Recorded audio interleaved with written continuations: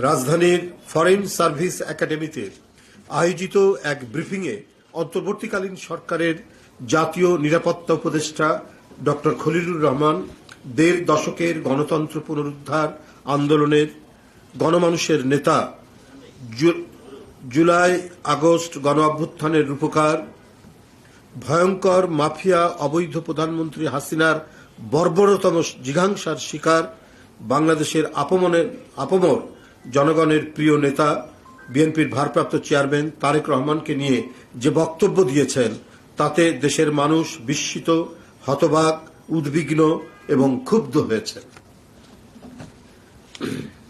ফ্যাসিবাদের প্রতিভূ হাসিনা যেভাবে গণতন্ত্রকে কফিন পরিয়ে তথাকথিত উন্নয়নের ইন্দ্রজাল সৃষ্টির জন্য জিয়া পরিবারকে নিয়ে কুৎসা রটাতেন, উপদেষ্টার এই মন্তব্য বা এই বক্তব্য তারেক রহমানকে নিয়ে যেন সেটারই, সেই ফ্যাসিবাদেরই বক্তব্যেরই পুনরাবৃত্তি বলে জনগণ মনে করে।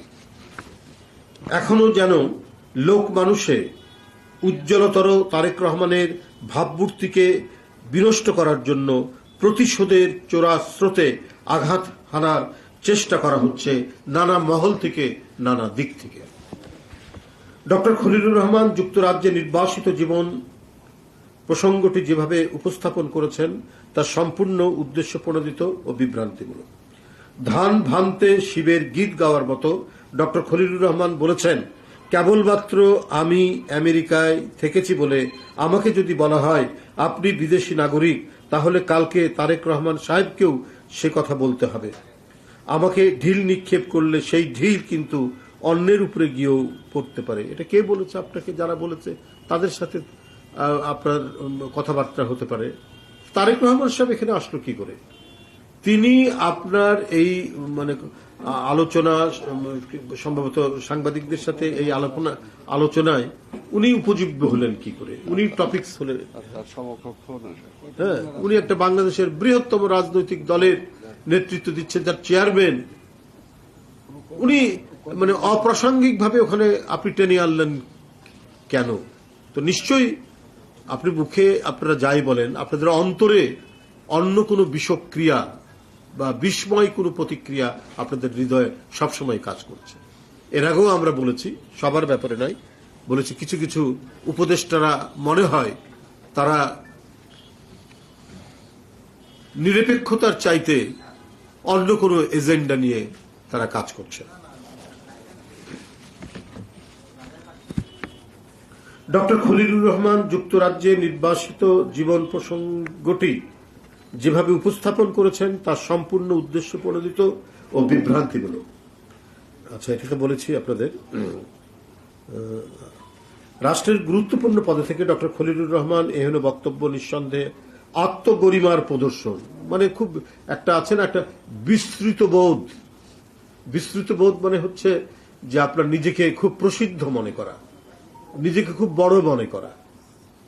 এর একটি ভালো বাংলা হচ্ছে বিস্তৃত বোধ। এই বিস্তৃত বোধ বা আত্মগরিমার প্রদর্শন এই সমস্ত উপদেষ্টাদের মধ্যে রয়েছে এবং তার এই বক্তব্য নিঃসন্দেহেই দৃঢ়ঘোষণামূলক।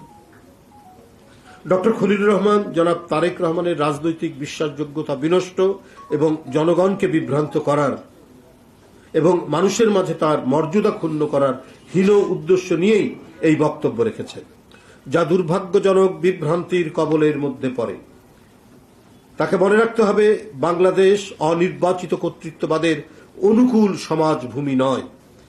তিনি তার কথাবার্তায়, আচরণে বিগত কিছু দিনে ধরাকে সরা জ্ঞান করতে শুরু করেছেন। তিনি হয়তো দেশি বিদেশি কারো স্বার্থ চরিতার্থ করার মিশনে যুক্ত বলেই প্রতীয়মান হচ্ছেন। শেখ হাসিনার হাতের মুঠোই ছিল ধ্বংসের শক্তি, জনগণ তা প্রতিহত করেছে। আমরা আর নতুন করে কোন প্রভুত্ববাদের অধীনতার নাক পাশে বন্দী হতে চাই না। এক্ষণে দেশের জনগণের সম্মুখে প্রশ্ন চিহ্ন দীর্ঘ হচ্ছে যে খলিলুর রহমানের মতো একজন বিতর্কিত এবং করিডোর, চ্যানেল, বন্দর বিদেশিদের হাতে তুলে দেওয়ার ষড়যন্ত্রের কুশীলব বলে পরিচিত কি করে জাতীয় নিরাপত্তা উপদেষ্টা হিসাবে নিয়োগ পান? এই প্রশ্নটি কিন্তু এখন খুব বড় হয়ে দেখা দিয়েছে। খলিলুর রহমানের অজানা থাকলেও দেশবাসীর অজানা নয় যে তারেক রহমানকে কি কারণে কোন পরিস্থিতিতে লন্ডনে যেতে হয়েছে। সেখান থেকে তারেক রহমানকে বিশ্বের নিষ্ঠুরতম একটি জগদ্দল ফ্যাসিস্টের বিরুদ্ধে লড়াইয়ে নেতৃত্ব দিতে হয়েছে।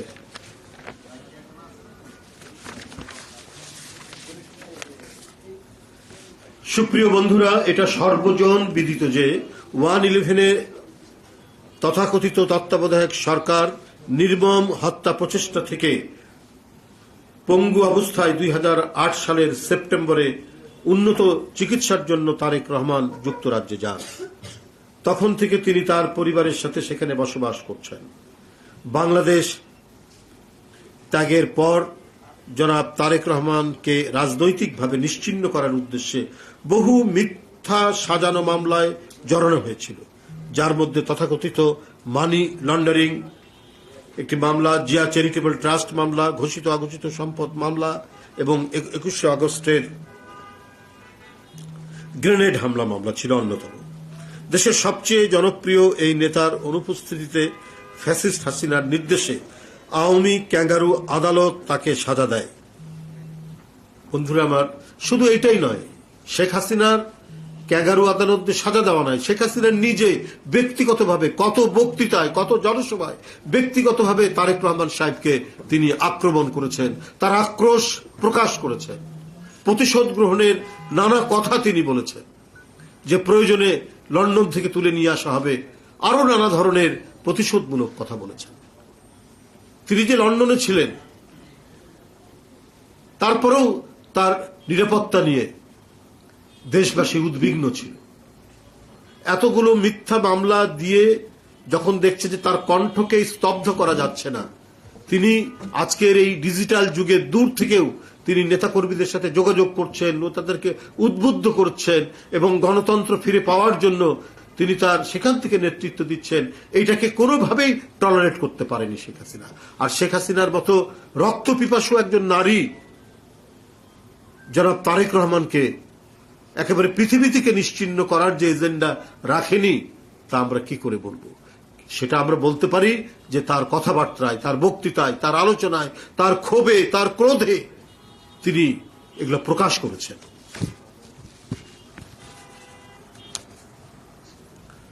জনাব তারেক রহমান তার জীবনের নিরাপত্তাহীনতার কারণে দেশে ফিরতে পারেননি। এখানে আরো উল্লেখযোগ্য যে 1951 সালের শরণার্থী কনভেনশনের অধীনে পর্যটক, কর্মক্ষেত্র, ছাত্র বিনিয়োগকারী এবং পরিবার বা শরণার্থী ভিসা সহ শরণার্থী ভিসা বিভাগের অধীনে একজন বিদেশি নাগরিকের জন্য যুক্তরাজ্যে স্বল্প সময়ের 6 মাস বা বর্ধিত সময়ের জন্য বা অনির্দিষ্টকালের জন্য বসবাস করা যায়, সেটি সেখানে আইনত বৈধ। কিন্তু তার যে দেশপ্রেম এবং তার যে দেশের, তিনি যে এই দেশের নাগরিক, সেইখানে তো তারেক রহমান সাহেব কোনো কম্প্রোমাইজ করেননি। তিনি সেই 1951 সালের শরণার্থীদের যে মানে তাদের জন্য যে আইন, সেই আইনের আয়তায় যতটুকু মানে ইংল্যান্ডে থাকা যায়, যুক্তরাজ্যে থাকা যায়, সেই আইনের আওতায় আছে। অথচ ডক্টর খলিলুর রহমান আদ্যপান্ত না জেনে উনি ঢালাও একটি মন্তব্য করে দিলেন, একটা ব্রিফিং এর মধ্যে তিনি ঢালাও মন্তব্য করে দিলেন। দেশের একটি বৃহত্তম রাজনৈতিক দলের প্রধান নেতা সম্পর্কে তিনি এই ধরনের মন্তব্য করলেন। এরা মনের মধ্যে বিষ আর মুখের মধ্যে মধু নিয়ে তারা ঘোরাফেরা করে। সুপ্রিয় সাংবাদিক ভাই ও বোনেরা, বাংলাদেশের গণতন্ত্রকামী মানুষের নেতা বিএনপির ভারপ্রাপ্ত চেয়ারম্যান তারেক রহমান বারবার স্পষ্ট করে বলেছেন, জনগণের ভোটে জনগণের কাছে জবাবদিহিমূলক সরকার প্রতিষ্ঠার স্বার্থে অন্তর্বর্তীকালীন সরকারের প্রতি সমর্থন অব্যাহত রেখেছে। সমর্থন অব্যাহত রাখার পরও অন্তর্বর্তীকালীন সরকার মনে হচ্ছে এই সমর্থনের গুরুত্ব অনুধাবন করতে ব্যর্থ হচ্ছে। ক্ষমতাসীনদের কেউ কেউ মনে হচ্ছে বিএনপির সঙ্গে পায়ে পা লাগিয়ে ঝগড়া বাঁধাতে চায়। ফ্যাসিবাদ বিরোধী দীর্ঘ 1.5 দশকের আন্দোলন সংগ্রামের সময় ডক্টর খলিলুর রহমানের নাম কেউ কখনো শুনেছে বলে আমার জানা নেই। সুসময়ে হঠাৎ করে তিনি উড়ে এসে জুড়ে বসে উপদেষ্টা হয়েছেন। 1.5 দশকের শেখ হাসিনার ফ্যাসিবাদের বিরুদ্ধে আন্দোলন সংগ্রামে দেশে বিদেশে কোথাও যার কোনো উপস্থিতি ছিল না, না ছিল কোনো জোরালো বক্তব্য, তার কাছে দেশের নিরাপত্তা নিশ্চিত কিনা এসব নিয়ে জনগণের জানার অধিকার রয়েছে, কারণ তিনি হলেন নিরাপত্তা উপদেষ্টা। আর তিনি কি মন্ত্রণা দিচ্ছেন ডক্টর ইউনূস সাহেবকে, কি মানবিক করিডোরের নামে করিডোর মানে নানা কথা বলে দেশের সার্বভৌমত্বকেই দুর্বল করার চেষ্টা করছেন। আমি প্রধান উপদেষ্টা ডক্টর মোহাম্মদ ইউনূস সাহেবকে বলতে চাই, আপনি এমন একজন ব্যক্তিকে জাতীয় নিরাপত্তা উপদেষ্টা বানিয়েছেন দেশের জন্য যার কোনো দৃশ্যমান অবদান নেই। তিনি তো বাংলাদেশের জন্য নন, বিদেশের জন্য কাজ করেন কিনা এই নিয়ে মানুষের মনে প্রশ্ন দেখা দিয়েছে। মানবিক করিডোর বা চ্যানেল নামে বাংলাদেশকে যুদ্ধক্ষেত্রে পরিণত করার পায়তারা করা হচ্ছে। তিনি বাংলাদেশকে অস্থির করার পরিকল্পনা করছেন, কিন্তু আমরা তা হতে দেব না। ডক্টর খলিলের অহেতুক প্রলাপে প্রতীয়মান হচ্ছে অন্তর্বর্তীকালীন সরকারের কেউ কেউ সুকৌশলে বাংলাদেশের প্রাণ তারেক রহমানের দেশে নিরাপদ প্রত্যাবর্তনকে অনিরাপদ করে তুলতে চায়। সুপ্রিয় বন্ধুরা, একজন রাজনীতিবিদকে প্রতিদিন প্রতি মুহূর্তে জনগণের আদালতে পরীক্ষার মুখোমুখি হতে হয়। জনগণের আদালত একজন রাজনীতিবিদের জীবন এবং কর্ম খোলা বইয়ের মতো। শত প্রতিকূলতা উপেক্ষা করে তারেক রহমান বিদেশে বসেও দেশের জনগণের সঙ্গে প্রতিদিন প্রতি মুহূর্তে প্রতিক্ষণে যোগাযোগ রাখছেন। কোন পরিস্থিতিতে তারেক রহমান চিকিৎসার জন্য বাধ্য হয়ে বিদেশে গিয়েছেন, বিদেশে থাকতে বাধ্য হচ্ছেন, এ সম্পর্কে দেশের গণতন্ত্রকামী জনগণ সম্পূর্ণরূপে ওয়াকিফ হন। এবং সেই সমস্ত ব্যক্তি, সুশীল সমাজ বাংলাদেশের অথবা নানা শ্রেণী পেশার মানুষ যাদের মৃত্তিকার সাথে, এদেশের মৃত্তিকার সাথে, মাটির সাথে যারা সম্পর্ক রয়েছে, তারাই কেবলমাত্র জানে যে তারেক রহমানকে কিভাবে শেখ হাসিনার আন্দোলনের ফসল শারীরিকভাবে নিপীড়ন নির্যাতন তাকে করেছে। তার তখন চলৎ শক্তি ছিল না, অপরিহার্য ছিল তার উন্নত চিকিৎসা। এরপরে তিনি ইংল্যান্ডে যান। এরপরে শেখ হাসিনার শাসন অন্ধকারচ্ছন্ন দুঃসময়ের বিভীষিকা। আর সেই শাসনে তারেক রহমান যদি দেশে থাকতো তার পরিণতি কি হতো এটা দেশবাসী এবং আন্তর্জাতিক সম্প্রদায় জানে, ডক্টর খলিল সাহেবরা না জানলে।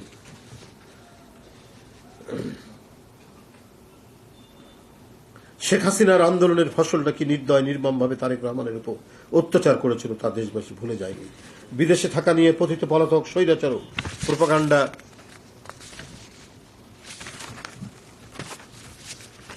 ছড়িয়েছিল। সেই সময়েও বিএনপির পক্ষ থেকে বিদেশে জননেতা তারেক রহমানের অবস্থান সম্পর্কে জনগণকে বিস্তারিতভাবে জানানো হয়েছিল। তিনি যদি দেশের মৃত্তিকার সাথে সম্পর্ক থাকতো তাহলে এই খবরগুলো তিনি রাখতেন।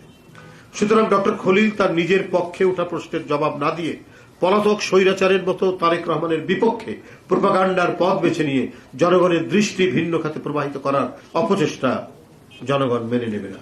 ফ্যাসিবাদের ১.৫ দশক ডক্টর খলিল কোথায় ছিলেন, কিভাবে ছিলেন, কোন দেশে ছিলেন, বিদেশে তার স্ট্যাটাস কি ছিল, ফ্যাসিবাদের বিপক্ষে তার ভূমিকা কি ছিল, অবশ্যই এ সকল প্রশ্নের জবাব জনগণকে জানাতে হবে। আবার বক্তব্য স্পষ্ট, রাষ্ট্র নিয়ে পরীক্ষা নিরীক্ষা করার সুযোগ নেই। ডক্টর খলিলকে অবিলম্বে জাতীয় নিরাপত্তা উপদেষ্টার পদ থেকে সরিয়ে দিয়ে দেশে বিদেশে তার অবস্থান সম্পর্কে সম্পূর্ণ তথ্য দেশের জনগণের সামনে হাজির করতে হবে। সুপ্রিয় সাংবাদিক বন্ধুরা, ইতিমধ্যে কথিত মানবিক করিডোর ইস্যু নিয়ে অন্তর্বর্তীকালীন সরকার, বিশেষ করে ডক্টর খলিলের ভূমিকা নিয়ে দেশের স্বাধীনতাপ্রিয় জনগণের মনে উদ্বেগের সৃষ্টি হয়েছে। মানবিক করিডোর নিয়ে গত ১ মাসে অন্তর্বর্তীকালীন সরকারের এক একজনের এক এক রকম বক্তব্য, মনে হয় এই সরকার পথ হারিয়ে ফেলেছে। আমাদের কথা পরিষ্কার, এসব করার দায়িত্ব অন্তর্বর্তীকালীন সরকারের নয়। এসব বিষয় বিবেচনায় দায়িত্ব জনগণের ভোটে নির্বাচিত, জনগণের কাছে জবাবদিহিমূলক নির্বাচিত সরকারের। এই সরকারের নিরপেক্ষতা এবং সরকারের পরিচালনার সক্ষমতা নিয়ে জনমনে প্রশ্ন সৃষ্টি হয়েছে। অবিলম্বে এই সরকারের যাদের সম্পর্কে জনমনের সন্দেহের সৃষ্টি হয়েছে তাদের সম্পর্কে জনসম্মুখে বিস্তারিত তথ্য জনগণের সামনে উপস্থাপন করুন। তারেক রহমানকে নিয়ে ডক্টর খলিলের বক্তব্য গণতন্ত্রের স্থায়ী নিরাপত্তা ও ঐতিহাসিক সার্থকতার প্রতি বিদ্বেষপরা আমি ডক্টর খলিলের গতকালকের যে বক্তব্য, বাংলাদেশ জাতীয়তাবাদী দলের ভারপ্রাপ্ত চেয়ারম্যান জনাব তারেক রহমানকে জড়িয়ে আমি এর তীব্র নিন্দা এবং প্রতিবাদ জানাচ্ছি এবং বক্তব্য প্রত্যাহার করার জন্য আহ্বান জানাচ্ছি। এবং আমি অন্তর্বর্তীকালীন সরকারের প্রধানকে জানাতে চাই, এই ধরনের বিতর্কিত ব্যক্তিদের উপদেষ্টা পরিষদে রাখলে পরে সরকারের জন্য সুনাম বয়ে আনবে না। অবিলম্বে তার পদত্যাগ দাবি করছি। ধন্যবাদ সবাইকে। এই সংক্রান্ত না, এটা ওরাই বলবে। আন্দোলন করছে তার সপক্ষে ঢাকাবাসী। এখন এই আন্দোলন কি হবে না হবে এই সম্পর্কে আমি শুধু এইটুকু বলতে পারি, আদালতের এই আজকের যে রায় যেটা দিয়েছে এটা জনগণের প্রত্যাশার প্রতিফলন হয়েছে। আর আন্দোলন নিয়ে আর কি ব্যাপার কি হতে পারে এটা ওরা ওখানে ঘোষণা দেবে, যারা এই আন্দোলন নেতৃত্ব দিচ্ছেন, যারা আন্দোলন কার্যকর করছেন তারাই। ধন্যবাদ।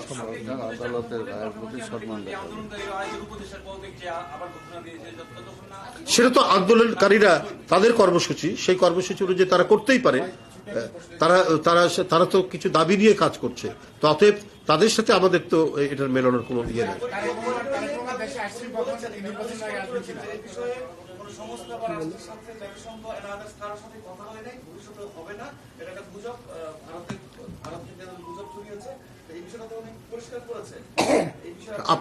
আপনার বক্তব্য কি থাকে?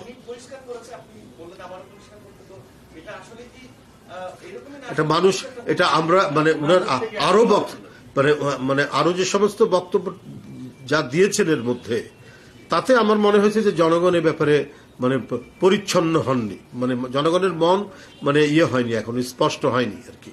ওনার বক্তব্যটা পরিচ্ছন্ন হয়নি এখনো পর্যন্ত, এটা ক্লিয়ার করেনি। কারণ এই প্রশ্নটা আসলোই কেন, মানবিক করিডোরের প্রশ্নটা কে নিয়ে এসছে? উনি তো জাতীয় নিরাপত্তা উপদেষ্টার দায়িত্বে আছেন, নিশ্চয়ই সরকারের কাছে তিনি স্বাভাবিকভাবে পররাষ্ট্র সংক্রান্ত কোনো বিষয় হলে পরে, স্বরাষ্ট্র সংক্রান্ত কোনো বিষয় হলে সেই দপ্তরকেই ধরবে, তার উপদেষ্টাকে ধরবে। এটা তো তার সাবজেক্ট। এটা যেহেতু তার সাবজেক্ট, সেহেতু মানে সবাই জনগণেরও ধারণা এবং বিশ্বাস বিষয়টা তিনি উপস্থাপন করেছেন এবং তিনি কনভিন্স করেছেন সরকারকে। ধন্যবাদ।